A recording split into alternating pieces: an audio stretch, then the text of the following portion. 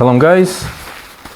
We continue chapter 4 of the Tanya, in which we started the new topic of the external powers of the soul, which we call, what's the term?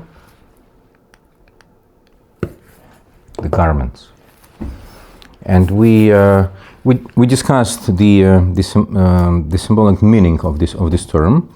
It's external. It's could be worn or not. So it could be used or it could be you could stop using the one of them or all of them.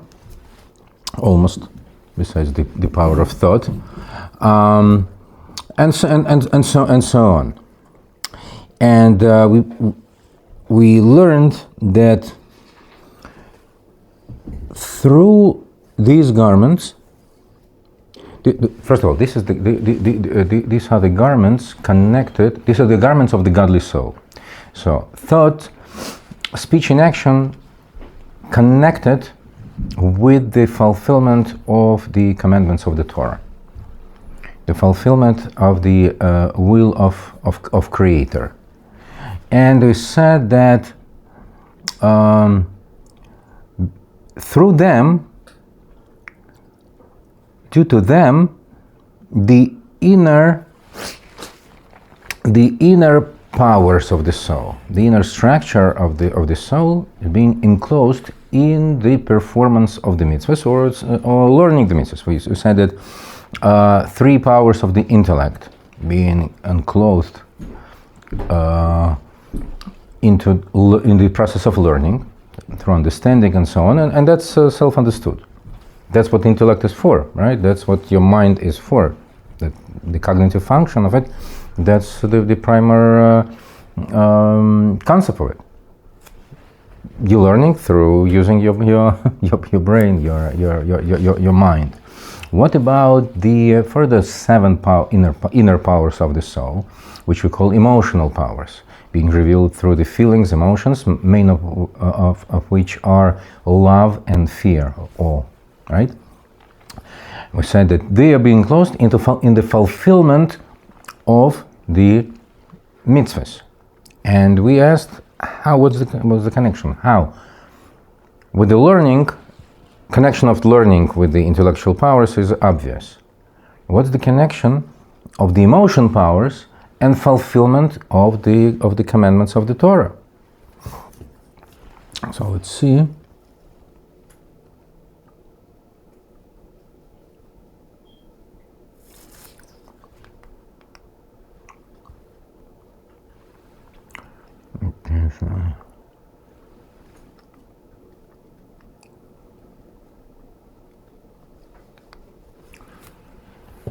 Okay. Do I have the right picture? For love is the root of, yeah? That's what you're looking at? Yep. No? Okay. So let's read it. Ki ha'ava hi shoresh kol ramach mitzvahs asay. For the love is the root of all the 248 positive commandments. Umimanahem nimshachis, all originating in it. Ubilado ein lahem kiyum mitzi. And having no true foundation without it. First of all, let's analyze. The Torah has how many commandments altogether? 613 commandments, which could be divided into 2 main groups. 248 positive commandments. What does mean positive? Commandments which give us good attitude, right? Something happy and positive. No. Instructions. Do so. That's what we call positive. Commandment, that's the instruction what to do. Call for action, so to speak. Do so and so. Do this, do that. Light Shabbos candles. Put on tefillin and so on. The other group is 365 so-called negative commandments, or what could be the equal term for the negative commandment? Prohibitions, restrictions. don't do so and so. Okay? So we say that ahava, that love, is the root of 248 positive commandments, that they are originating in it. Is it clear? Do you understand what does it mean? Let's try to expound, to explore it. כי המקיים באמס היא האוהב השם השם וחופץ לדווקא בו באמס ואי אפשר לדווקא בו באמס כי אם בקיאים רמ"ח פיקודין שהם רמ"ח עיבורין דמלכה כביכול כמו שכוסו במקום אחר.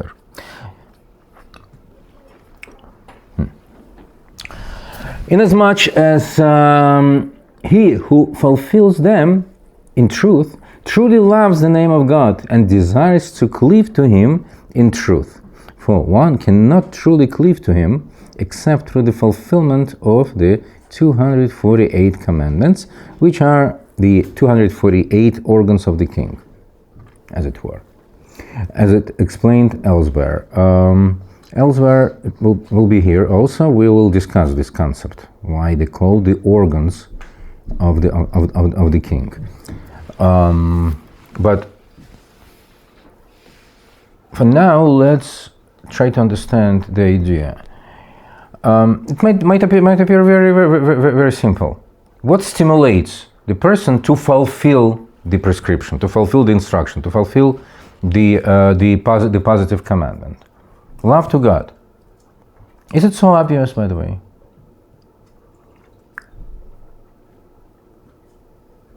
I wouldn't say so. Depends on the mitzvah.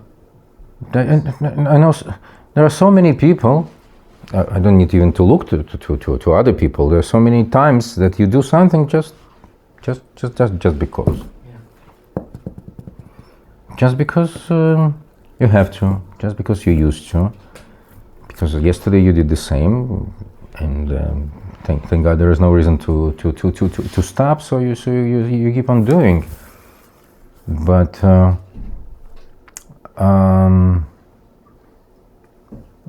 is this perfect performance, so to speak? Far from, right? You see, Hashem created us in His image and similarity. So one of the meaning of this of the revelation of this principle, that our structure, the inner structure of our soul, the structure of the human being is similar to the structure of the heavenly realms, heavenly worlds, and so on. But not only that, Hashem created the world in such a harmony that the same rules, the same principles work on different levels in different systems. So when we're talking about the relationship, all the dynamic relationship, they come from, they're rooted in the primer, the exemplary level type of relationship between creator and creation, human and God. But the same principles work on the human level. It's in the family, between people who love each other.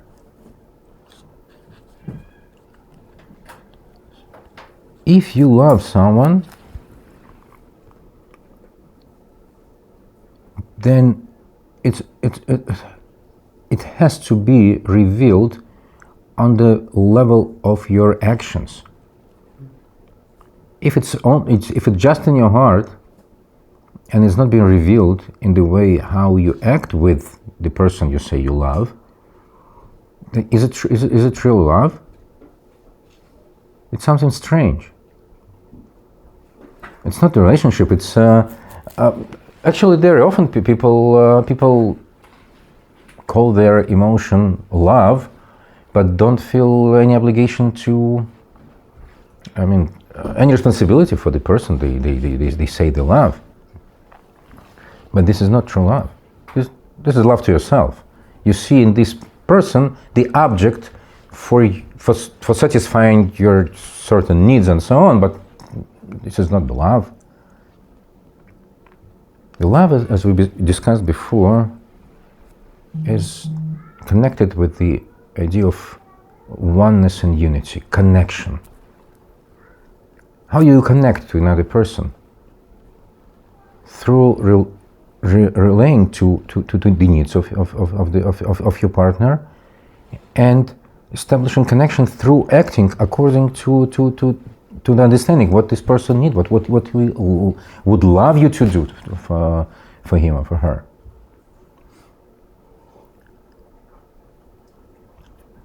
The same here, that's, as Tanya said, all originating in it and having no true foundation without it.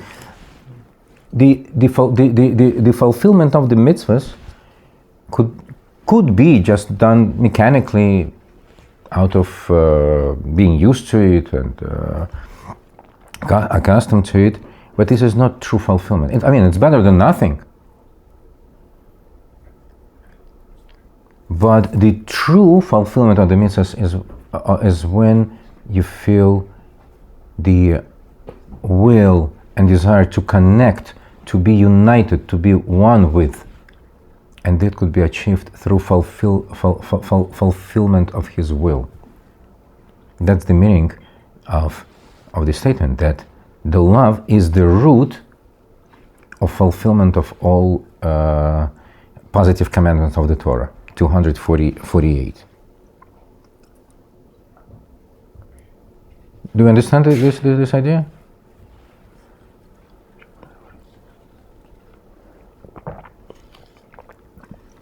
And on the other side,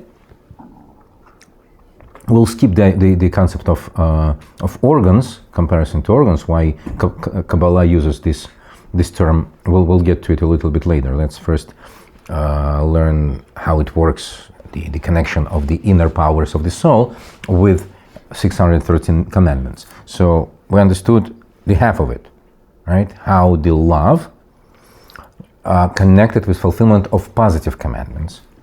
On the other side,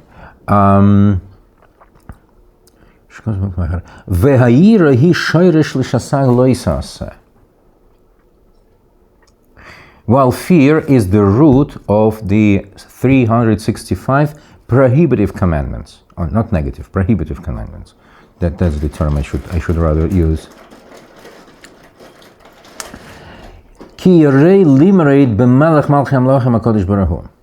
Fearing to rebel against the Supreme King of the Kings, the Holy One, blessed is He. So, on one hand, love is the root, the source for the fulfillment of prescribing commandments, instructions do so and so, and the fear is the root to fulfillment of the prohibitive commandments. And did you notice? Alter Rebbe doesn't mention the fear of punishment. The fear is the root and source of fulfillment of prohibitive commandments, not because of fear of punishment. As we repeated many times. We don't even, because in the relationship, in any type of relationship, the fear of punishment is very, very low level. So he doesn't even mention it as something better than nothing. I mean, it's probably better than nothing, but this is not the relationship you want to build with anybody, any type of partner, either divine partner, our Father in heaven, or your spouse or children and so on. But what kind of fear? What kind of fear is it? While fear is the root of 365 prohibitive commandments, fearing to rebel against the Supreme King of Kings. What do I mean, fear to rebel? Maybe it is fear of punishment. Maybe it's included, because if you rebel against the king, then the consequences will not disappoint you. But what else could be included in this? Fear to rebel. We use the rebellious term of rebelling, not only in on the level of citizenship, being subject to the king, but also in the family relationship. We call some not obeying children rebellious, right? So what kind of fear could be involved here? The person afraid to rebel against the king, meaning against Hashem, King of the Kings. We use this term to specify the highest authority. But let's say the same rule should work on the family level. I mean, not always, maybe not even too often, but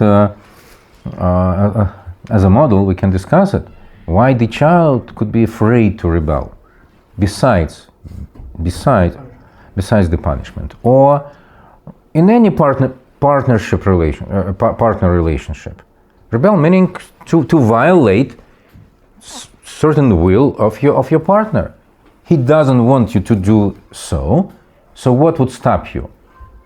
The fear to rebel against your partner, against your spouse, whatever, against your parent, or whatever, even business partner, or partner in friendship. What kind of fear is it? Fear of what? Fear to rebel. It's not very descriptive. It's just a rather a sticker, but not what's written on the sticker. What's the explanation? What what am I afraid of? What's your thoughts? Let's just imagine a relationship. You know that something would not please your partner, or might cause aggravation, maybe even pain. So what would stop you from violating this rule, or maybe not even written rule, maybe not even pronounced rule, but you know that's the thing which should be avoided in order to what or why? Try to explain me. When I think of fear in a relationship, like with a partner, I think fear of doing something that might hurt your relationship. So which might hurt you. You're afraid to damage, to hurt your relationship. Yeah, and that would, and by rebelling against their will, or like that could mean anything. I mean, something that they care about, they ask you not to do, and then you did something like something of that sort. If you do that, then that could lead to distrust. That could lead to more tension between the two of you. It's like tension which would severe damage or even destroy the connection, right? Yeah, the connection would be hurt. I think that's the perfect explanation. Seeing it in that way, I think can also be applied to your relationship with God and absolutely fear. So absolutely, rebelling is not necessarily punishment, but it's of hurting your relationship. It's a disconnect between you and that other being. Very good. Absolutely. You remember the story I told you about the Chassid who came to his rabbi, who was known an extremely kind person, and he came to him with a question about the commandment to have fear of God. He says, I understand the commandment to love God, but to fear, what is it? And the rabbi looked at him and asked, are you afraid of me? Do you have any fear of me? And he was so kind person, the Chassid couldn't even imagine how you could be afraid of him. He said, so no, not at all, not even a little bit. He thought and he said, Rabbi, I'm afraid of damaging the love between us. He said, this is the best fear. And that's the essence of the idea. The person is afraid to damage the connection, to damage to hurt the relationship, knowing that making the wrong choice would cause aggravation to your beloved one, might hurt him, and might hurt or even destroy the mutual connection, that link. Or still, one second, next picture.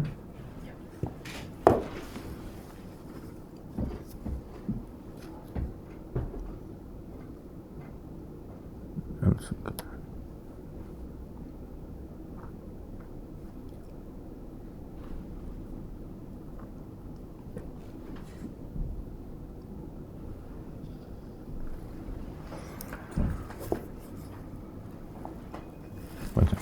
Or your pnimis mezoi, or a still deeper fear than this, shemis boishesh migdulosi, lamreisinei kvoidei velaseis harabeinov, when he feels ashamed in the presence of the divine greatness, to rebel against his glory and do what is evil in his eyes.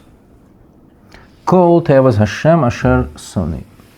Hem haklipis visitra achra asher yinikosam me'aodem hatachten vechizosam boi hu b'shasag mitzvahs loisaseh. Okay. To rebel against his glory and do what is evil in his eyes, namely, any of the abominable things hated by God, which are the klipot and sitra achra, that's the Kabbalistic terms for the forces of evil side, so to speak, which draw their nurture from man below and have their hold on him through these 365 prohibitive commandments that he violates. Okay, now to understand this mystical concept, we need to go back to what was mentioned before, when the positive commandments were called. Remember which term was used? Which Kabbalistic term? Organs of the body of the king. Okay.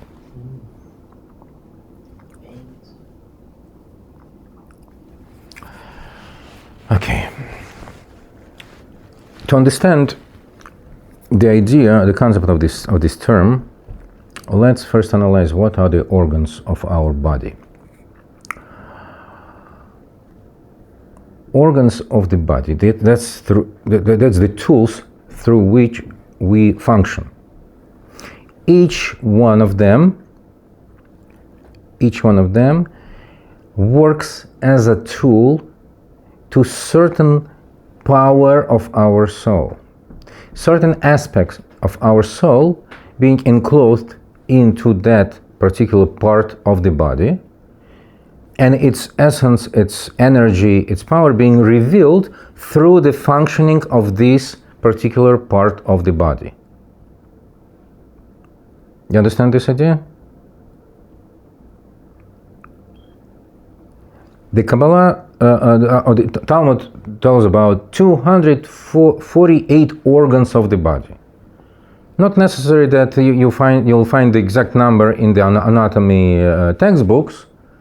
They have their own ideas how to group the organs of the body to get 248 what Talmud calls organs of the body. Certain aspects, parts of the body. But the source to this is the 248 parts of the soul which are being revealed through those parts of the body, which are being enclosed in these parts of the body. So the positive, again, as we said, our soul constructed in a way which is similar to the structure of the heavenly worlds, spiritual worlds, and the structure of them. So there are certain groups of channels through which the vital power which sustains the world comes into this world. And it comes into this world through certain numbers of general flows, so to speak. And those flows are being activated by the fulfillment of certain instructions which Creator gave to us. So these aspects, these spiritual channels are called organs of the king. I'm not talking about the body of God. We're talking about the structure of the spiritual world through which he communicates with the creation. So since those commandments are the tool, the way, the channel through which certain aspect of his will is being revealed, they are called the organs of the body of the king. You understand the analogy? And according to the mystical teaching, there are 248 such an aspects of divine will corresponding to specific groups of channels through which the vital energy, vital power flows down into this world. And they correspond, those aspects of his will are articulated in the positive commandments. Do so and so, and by doing so and so, we activate this power flow which corresponds to this particular channel.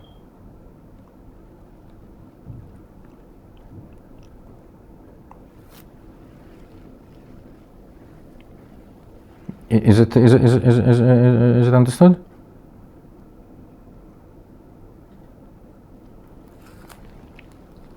Now, it's not mentioned here, but since we already touched this topic, the number of the negative commandments carries 364, according to, again, Talmudic codification, corresponds to the 365 veins in our body. Again, it doesn't have to match the medical textbooks.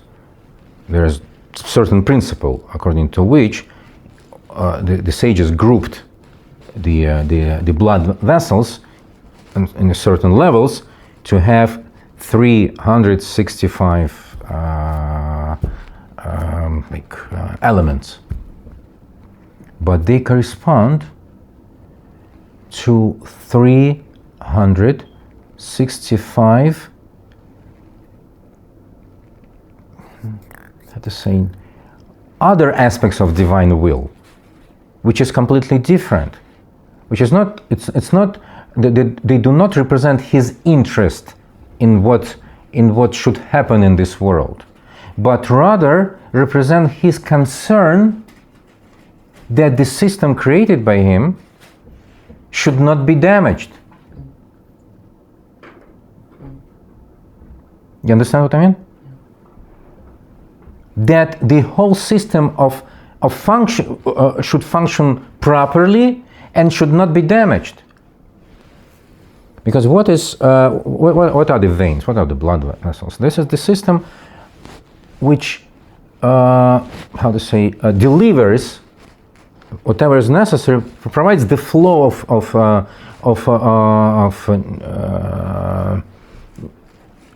necessary stuff to all the levels and zones of the body.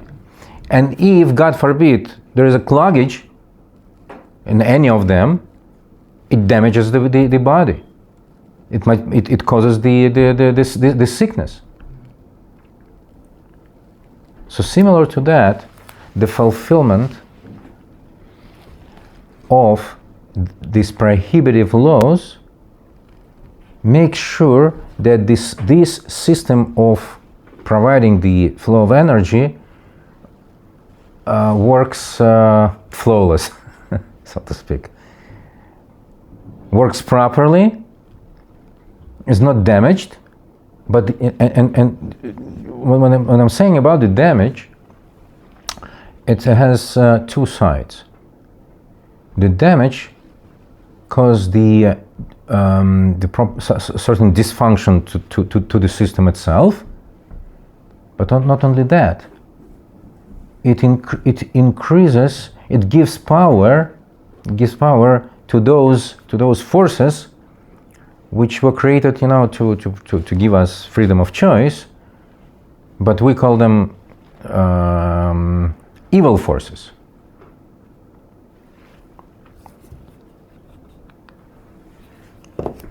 So let's summarize. The fulfillment of the positive commandments draws down the divine energy, divine light into this world, affecting this world. Actually, that's what brings this world closer to achieving the goal of the creation. The more mitzvahs we fulfill, the better the world is. The closer the world is to the coming of Mashiach, to achieving the purpose of creation. Every mitzvah which we perform, it's not just moving the objects within the time-space continuum, so to speak. It affects the entire universe, spiritual worlds and this physical world, which is most important. Every mitzvah which you fulfill brings the infinite godly light into this world. Now, in order that this system should function properly, there are certain rules, fulfilling of which avoids the damage to the world and to the soul of the person who might not be so careful about it. Because violating those prohibitive rules causes the damage to this system of channels of energy, literally breaks, makes holes in these channels. What does it mean? It means that the world now capable of receiving less positive energy, which is it's supposed to receive through the fulfillment of the positive commandments. Not only that, through these holes, this energy goes to the evil forces. You understand the concept? So fulfillment of the positive commandments brings the goodness, the divine energy, divine light into this world, make this world better and more spiritual, so to speak. Fulfillment of the prohibitive commandments prevents damages, which would otherwise increase evil in this world.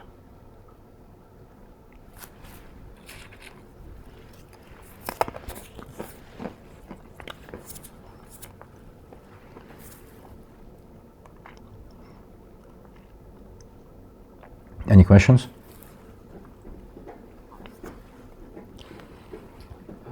Do they lay out any of the, I guess for organs it would be simpler, like an organ that correlates to a mitzvah, like heart or...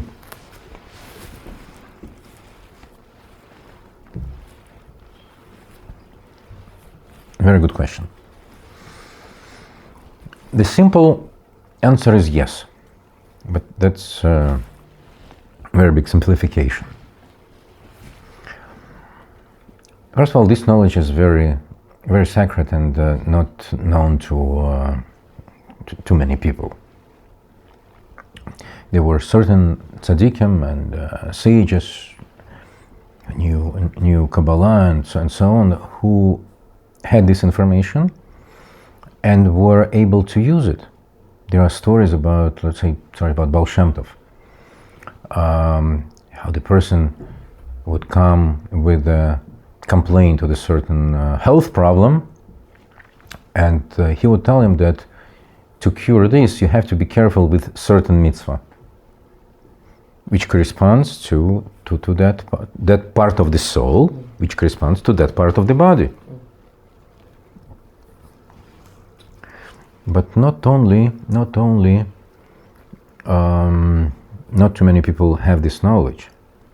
The system of direct correspondence, so to speak, of these ideas, mitzvah, power of the soul, organ of the body, is messed up during the time of exile. After before the destruction of the temple, that the whole system of the world were more, tuned up, aligned, and was functioning in harmony. So this correspondence, this connection was direct and straight, and many rules, many spiritual rules, and their reflection in the physical reality was working, straight and obvious. Let's say the people who would violate those mitzvahs for which the Torah warns about such a thing as chorus, the destruction of the soul, they would die before a certain age, because fulfillment, violating of this prohibition, say Shabbos. There are few mitzvahs in the Torah about which the Torah warns that this soul would be uprooted, cut off, meaning it will be cut off from the source. It's a destruction of the soul, unless the person does tshuva, repents. Tshuva has a tremendous power. Could you imagine? It's cut off. That's it. It's just by inertia. When the body continues to move, what do you call it? Momentum. Inertia. That's how it exists for certain reasons, but being disconnected from the source. It's already, essentially, he's dead already. But through the tshuva, it's possible to reconnect. It's very difficult, but possible. But again, when the whole universe was functioning properly during the temple era, that's how it worked. Nowadays, many of those rules, after the destruction of the temple, which was the point of connection of spiritual worlds and this physical realm. So many of those rules are messed up, and it has also positive implementation. Because now the person, even when screws up and does so many mistakes, he's given bigger chance to fix everything. But those laws of harmony and how certain spiritual ideas, concepts, and aspects correspond to the physical parts of our existence, they are not that straight as it was before. That's the not so simple answer to a question.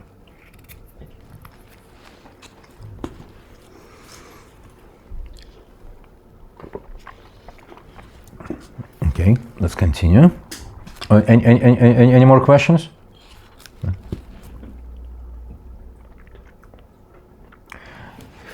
Okay.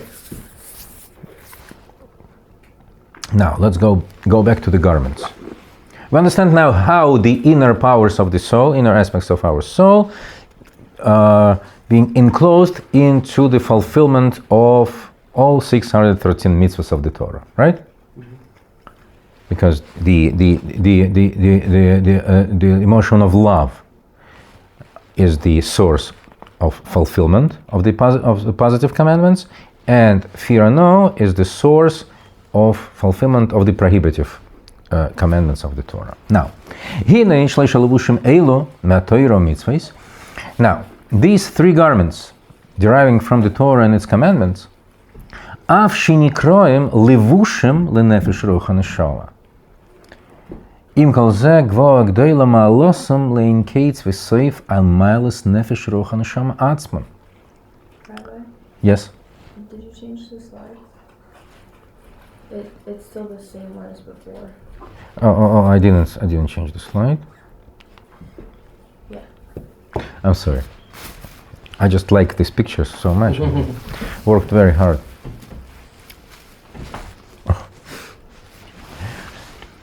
Now, these three garments, deriving from the Torah and its commandments, although they are called garments of the Nefesh, Ruach, and Neshama, their quality, nevertheless, is infinitely higher and greater than that one of Nefesh, Ruach, and Neshama themselves, as it's explained in the Zohar. You know what? This is very, very, very important, probably the central idea of this chapter. I want you first to, to digest what we discussed before. So let's start from this next time, but this is very, very important idea. Even though they're called garments, and garments, as we discussed, it's something external, right? And secondary to the person, right? But that's when any term, allegorical term, it conveys a certain message, but it's not exactly the same. So when we call those powers garments, we relate to certain meaning of it. It's external, it could be changed, and so on, but it's not the same. Because when you compare the person and the garments, it's incomparable. Those garments of the soul, they have advantage over the inner powers of the soul, which they dress up, so to speak. And they give the person the absolutely tremendous opportunity to connect with infinity of godliness, which soul itself is not able to. Okay, but we'll discuss it next time. L'chaim.